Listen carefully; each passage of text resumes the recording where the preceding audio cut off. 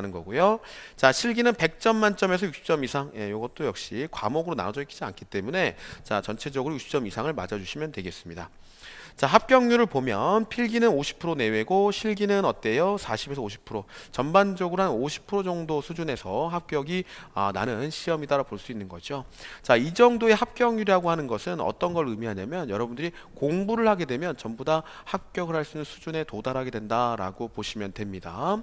제가 합격 조언 때도 한번 말씀을 드릴 거예요. 공부를 한 것과 안 한 것, 즉 하기만 하면 붙는 시험이다라는 거죠. 자, 공부를 하는데 그 방식이 상당히 중요하기 때문에 요거는 이따 합격 조언에서 말씀드리도록 하겠습니다.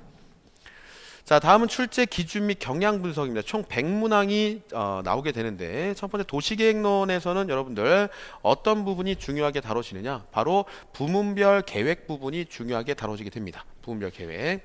자, 도시계획을 하는데 그 도시의 교통이라든지 그 다음에 경관이라든지 아니면 녹지라든지 그 다음에 주택이라든지 자, 이런 부분들에 대한 각 부문별 계획을 짜는 것이 가장 큰 포션을 차지하고 있다. 자, 도시계획 실무를 들어가서도 이 부문별 계획을 짜는 것이 가장 어렵고 난해하다고 봅니다. 자, 그렇기 때문에 자, 부문별 계획을 가장 큰 포션으로 차지해서 출제가 되고 있다라고 여러분들 보시면 되죠. 자, 나머지 뭐 도시의 개념 및 도시의 발달. 도시는 뭘 도시라고 얘기하느냐? 네, 발달. 자, 고대 그리스 때는 어떤 걸 도시라고 얘기를 했느냐? 어떤 식으로 발달했느냐? 그리고 도시 계획의 각종 이론과 그 다음에 체계들, 그 다음에 도시 조사 분석과 계획 지표 이런 것들이 나오는데 이 계획 지표일 때는 GIS, 자, 토지정보 시스템에 관련된 내용들이 많이 출제가 되고 있죠.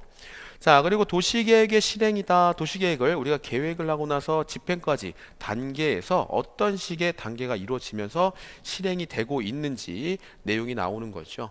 자, 거기에 추가적으로 요새 이제 실행하는 방법이 주민 참여 방법이라는 것이 있고요. 그 다음에 가급적 도시계획을 컴팩트 시티, 즉 압축 도시 형태로 고밀화시켜서 진행을 하겠다는 것이 있고, 환경 친화적으로 지속 가능한 도시개발을 진행해라 라는 도시계획을 진행해라 라는 내용들 까지 이 부분에 다 포함이 되게 됩니다.